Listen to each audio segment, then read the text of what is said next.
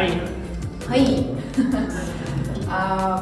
So I'm here to tell you about Plop, and it's actually a pretty, it's also a very new thing, but we're still experimenting with, and we are about to launch a beta version. We have done different tests with real people, but I thought that maybe it's just interesting to for you to kind of get the story why we're doing it and where this idea came from and how far are we, because it's like the first steps basically for me as well in the AR world, and so I will be maybe first going back with you to the early July when our team, actually the company is Metatelus.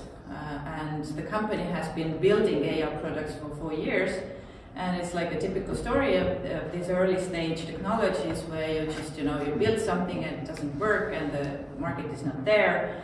So I joined the company in June as the CEO to kind of give it a new, fresh start and new ideas. And I've been in the startup sector for 12 years already, building different companies.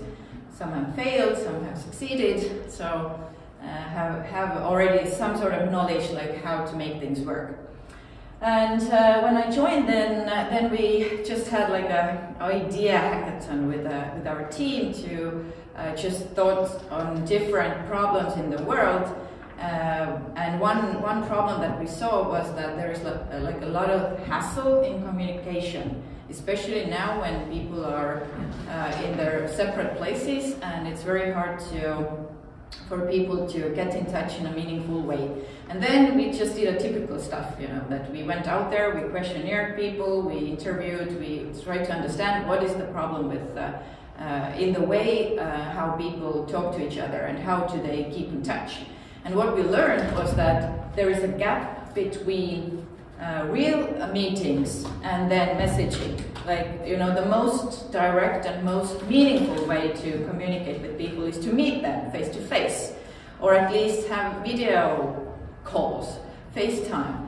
And then the other one is messaging. You're just, typing text. And there was this problem with texting that people are tired of texting. They can't get their real emotions through, and there's a lot of miscommunication. And then it's very hard to find the exact time to have a good call or to meet people. So there's like, this place or this hole that needs some sort of solution.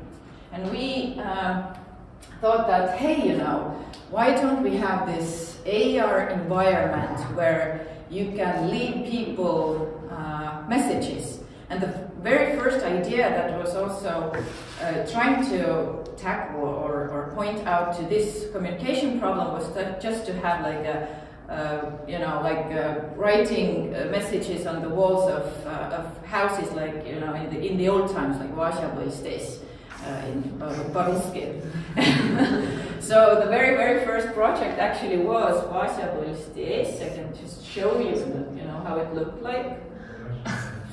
And basically, that is the very first prototype of what one of our team members did, just leaving AR messages in the environment. And then of course we digged in and we saw that there are like market app, I think.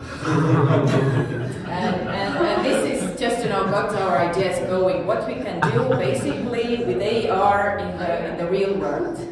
And you need to start from somewhere. You need to point out the problem. So that's why we decided to start to continue with this idea that you can place AR elements in where your friends are or where the public people are, and it's very location based. So where your friend is, you can send exactly to that place the AR messages, or in the environment where you are, you have some sort of like experience there, and you can share this experience in this exact location, and then when people come to this exact location, they can see afterwards your left Plop there, which with this experience what you had.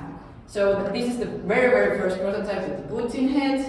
We just wanted to understand, does this technology will work? Like, can we? It's kind of a proof of concept. You can see a lot of like data rows going on there. So that was the what we did, we had this idea, let's say on Monday, then on Tuesday, we already had the on Tuesday we had the Vasya Bolstis video, and then on Thursday we had this Putin floating around in our office, which was really cool. Okay, and then we basically had a set of testings with people.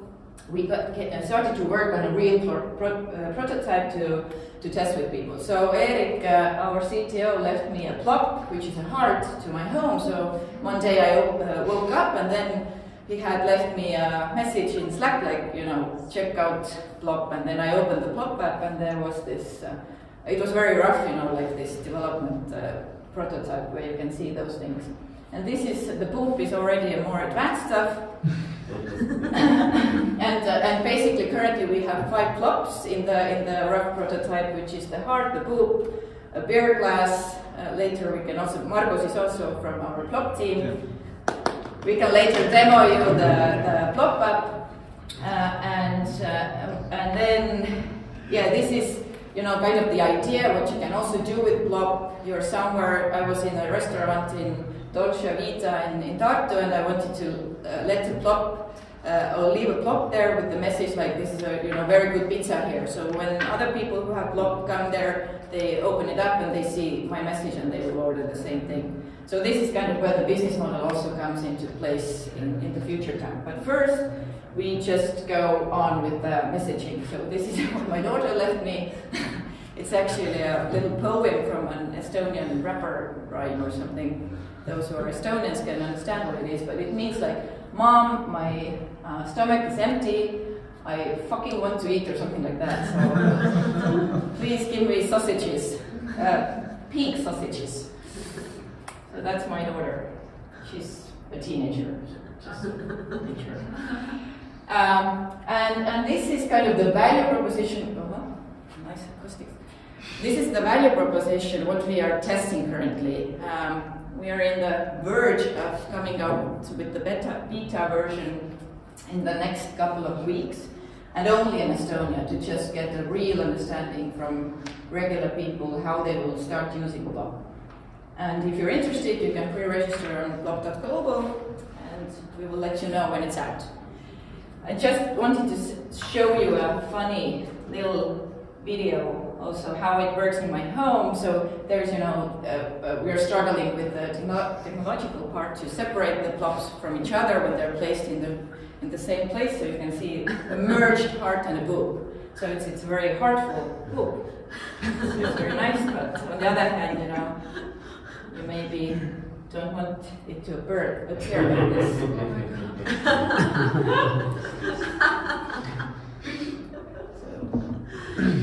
Then you can, you know, get the message when you click on that. But this could be its own like thing that people do to combine them for different. Yeah, well, that is the creative part that is coming. Like we first want it to be like very simple, so that people don't need to first learn how to combine those things, but we go like in a very lean model. We first introduce the plops, then we bring in animations, then we bring in the combination. So it's like, you know, adding up all those features, first making people to get excited by the Plop itself, and then introducing new features and new possibilities. Yep. Is that like using ARKit and ARCore, or how do you position the messages? Exactly. Yeah, we have a developer here, so all, you know, tech-related questions to Margus, please. Yep. We are using Unity, and Unity is using internally ARKit and ARCore. Okay, so they are, and they so basically it is device sensitive in that respect. Not all devices, but more and more devices. It is device sensitive, yes, because if you upload to Google Play, you see that okay, there are some kind of amount of devices available. If we were developing our previous app, we had like 4 different architectures because it was also available for very old devices.